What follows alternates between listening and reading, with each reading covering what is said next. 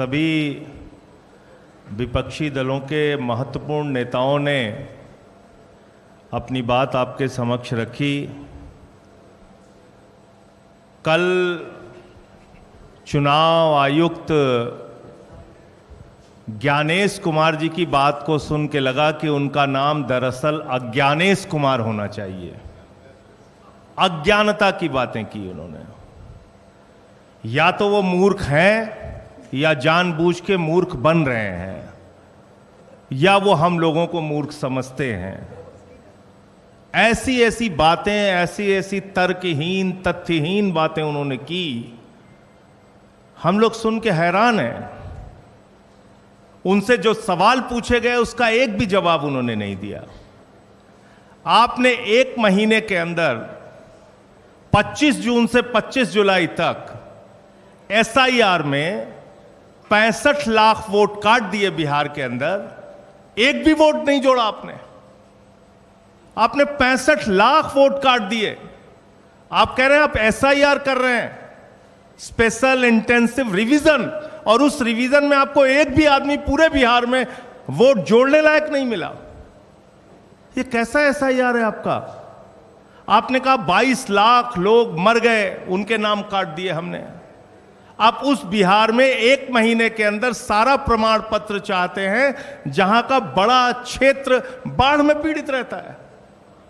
आप उनसे कह रहे हैं अपना निवास प्रमाण पत्र लेके आओ, अपने माताजी का निवास प्रमाण पत्र लेके आओ, अपने पिताजी का निवास प्रमाण पत्र लेके आओ, पूरे घर का आप प्रमाण पत्र लेके आओ।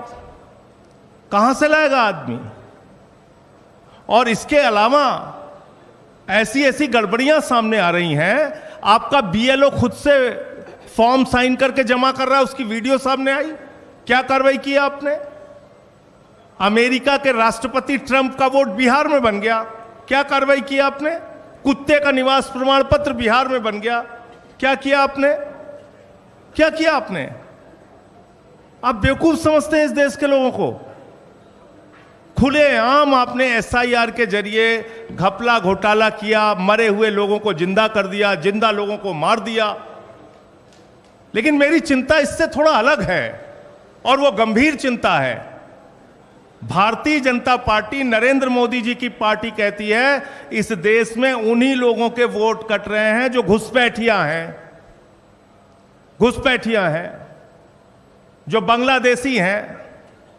तो 22 लाख तो बिहार में कह रहे हैं मर गए इसलिए हमने काट दिए। अब 43 लाख जो वहां पे बचे हैं वो सब घुसपैठियां हैं। उनके लिए डिटेंशन सेंटर बनेगा, वो सब पकड़ पकड़ के बांग्लादेश भेजे जाएंगे। वो उनको हिंदुस्तान में रहने का हक नहीं है।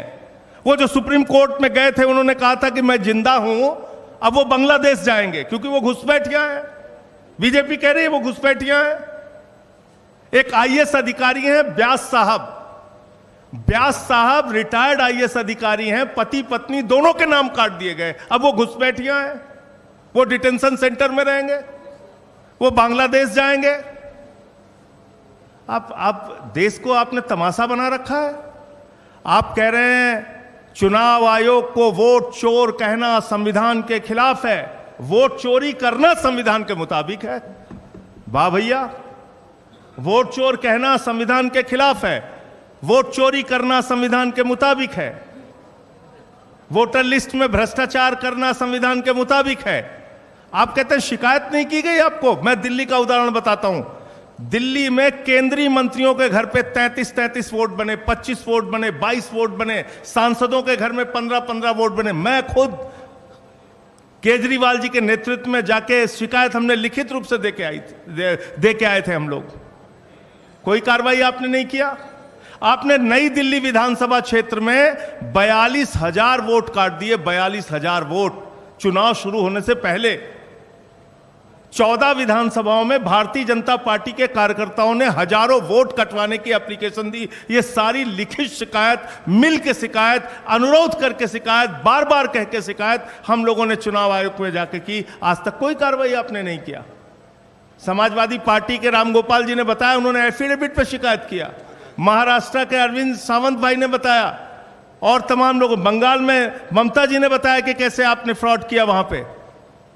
लेकिन आप कोई कार्रवाई नहीं करते। फिर कह रहे हैं कल की प्रेस कॉन्फ्रेंस से ज्यादा तो मुझे हंसी परसों का उनका चिट्ठी देख के आई। उनका जो लेटर आया सामने, उसका पॉइंट नंबर 7 में पढ़ रहा था। कहने लगे साहब गड़बड़ी हुई है, लेकिन राजनीतिक दलों ने हमें नहीं बताया कि गड़बड़ी हुई है। तो मैंने कहा ये तो वही किस्सा हो गया कि एक बदमाश थानेदार आया एक इलाके में, उस थानेदार ने अपने सिपाहियों के साथ मिलकर इलाके में डकैती डाल दी तो फिर वो थानेदार पकड़ा गया। थानेदार जब पकड़ा गया तो थानेदार ने कहा कि साहब इस इलाके के लोगों ने बताया ही नहीं कि डकैती डालना गलत बात है, चोरी करना गलत बात है।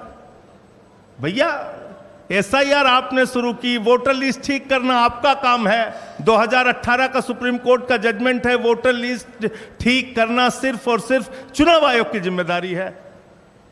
आप विपक्षी दलों को धमका रहे हैं, कह रहे हैं कि ये संविधान के खिलाफ बोल रहे हैं। हम लोग संविधान बचाने की लड़ाई लड़ रहे हैं। मताधिकार एक ऐसा अधिकार है जो बाबा साहब डॉक्टर भीमराव अंबेडकर जी ने भारत के संविधान में दिया और कहा कि राष्ट्रपति के वोट की गिनती भी एक होगी और गांव में रहने वाले मजदूर के भी वोट की गिनती एक होगी। हम इसकी लड़ाई लड़ रहे हैं, हम इसके लिए काम कर रहे हैं। और ये वोटर लिस्ट की गड़बड़ी जानबूझ के आप कर रहे हैं। इसमें आपने कल अपने आप को एक्सपोज किया पूरे देश के सामने।